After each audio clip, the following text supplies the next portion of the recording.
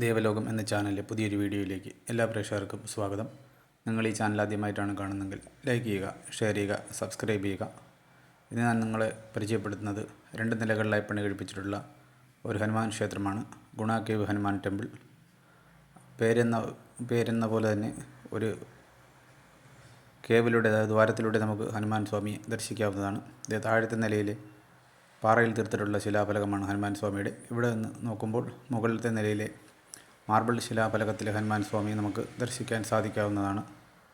ഇത് സത്യപൂർവമായ ഒരു പ്രതിഷ്ഠ തന്നെയാണ്.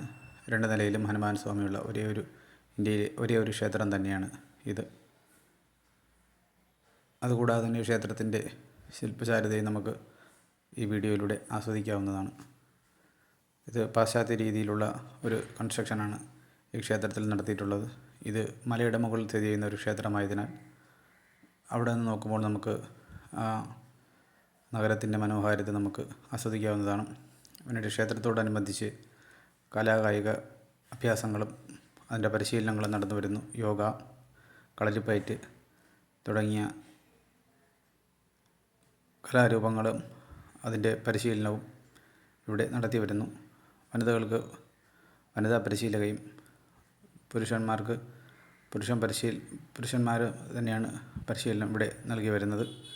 രാവിലെയും വൈകുന്നേരവുമാണ് ഇവിടെ പരിശീലനം നടത്തി വരുന്നത്. ഈ ക്ഷേത്രം അതിപുരാതനമായ വാസ്തുശില്പകലകളാൽ പണി കഴിപ്പിച്ചിട്ടുള്ള ഒരു ക്ഷേത്രമാണ്.